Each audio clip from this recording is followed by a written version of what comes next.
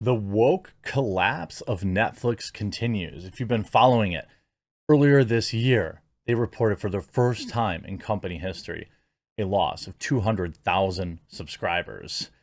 In that same filing, they told that their stockholders that they would be losing another 2 million after another 2 million over the next quarter. Over the past year to date, I mean, the Netflix stock is just been brutal. The company is not making money and it is heading in a very, very bad direction. Now, today it saw a little bit of a bump back, maybe because people are getting a little more confident. But over the last 6 months, so if we say this year alone, roughly, Netflix has lost 72% of its stock value. Just call it 75%. 75% of its stock value. That's actually insane. Peaked during peak lockdown and now is at almost an all-time low.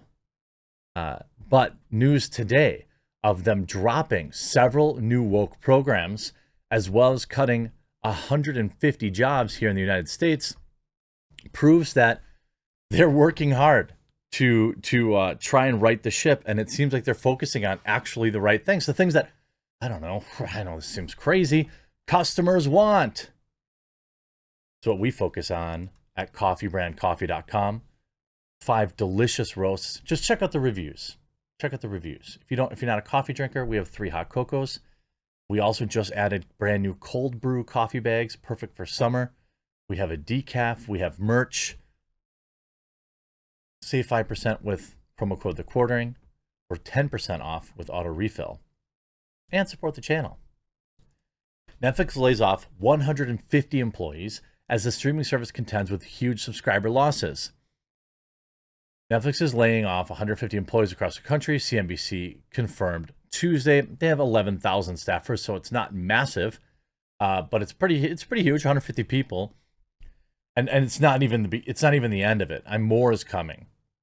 Quote: as we explained on earnings, our slowing revenue growth means we have having to slow our cost growth as a company.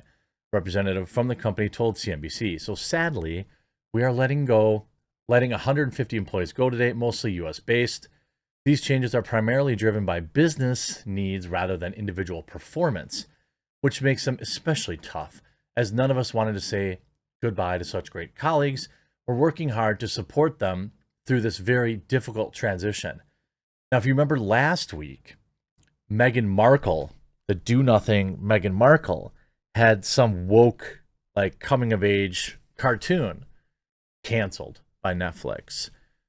The viewership, without all the, endless reruns of Friends and things of that nature, The Simpsons, on Netflix, they know that nobody's watching this woke trash. Although I will say, shout out to Candy on Hulu. It's been pretty good. I'm 3 episodes in. It's pretty good. Anyway, staff reductions were expected, come less than a month after Netflix reported its first subscriber loss in a decade and forecast future losses for the next quarter. Shares of the company are down nearly 70% since January.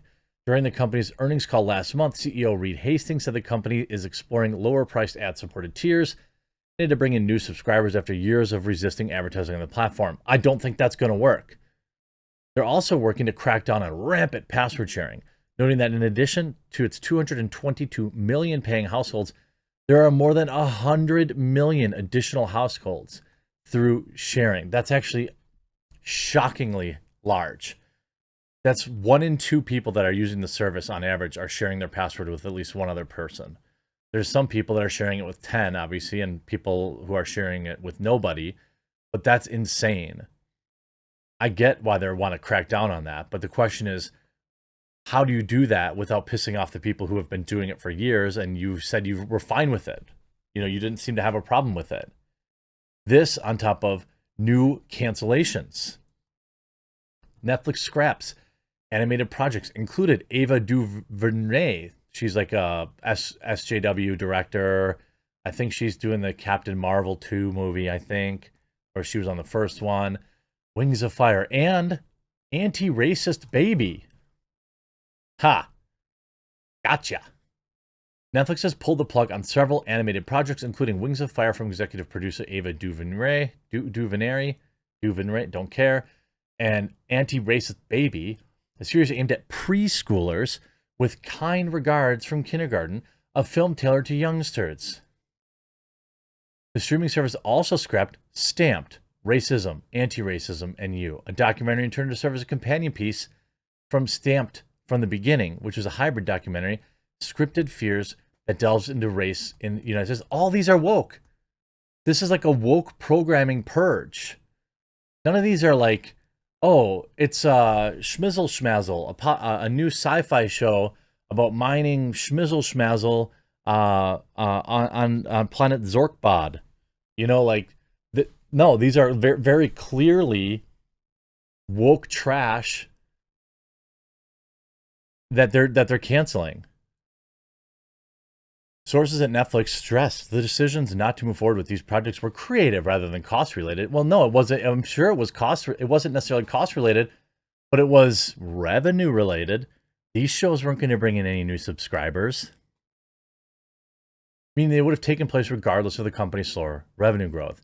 Insiders also note that the animation has a longer gestation period than live action, given its comparatively drawn-out timeline.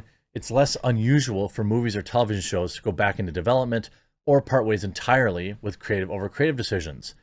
That may be the case, but with the news that Netflix has laid off about 2% of its staff, or 150 staffers, in an attempt to cut costs, after a weak start to 2022 in the quarter where they lost 200,000 streaming customers in its first decline in a decade, shortly after announcing a dip in subscribers last month, Netflix pink-slipped 25 other employees in its marketing group, several of whom worked on Tadum, a fan-focused content website.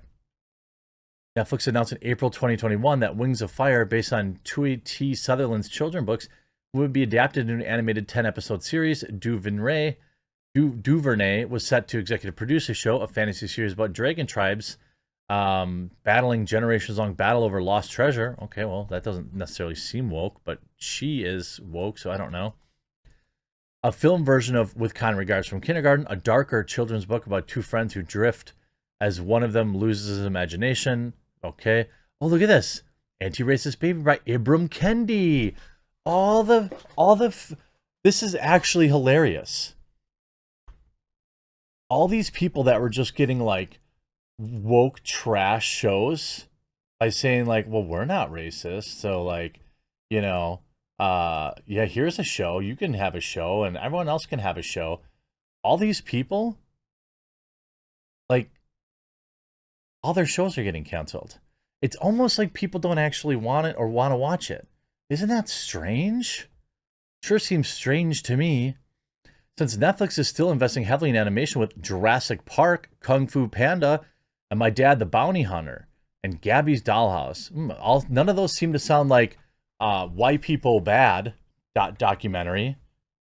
A stop-motion animation version of Pinocchio also does not seem like some sort of woke trash. It actually seems like they're purging, a massive purge of all their woke content and development because they figured out that nobody wants to buy that garbage. What they want to buy is excellent, roasted on order. You won't find fresher coffee than coffeebrandcoffee.com, my coffee company. I'll leave a link in the description. I would really love if you checked it out. If nothing else, read the About Us or read some of the reviews. The hot cocos won't have any reviews yet because they just started shipping on Monday, but all the coffee should have reviews, and I think you'll be pleasantly surprised. Hope you enjoyed this video. We'll talk to you again real soon.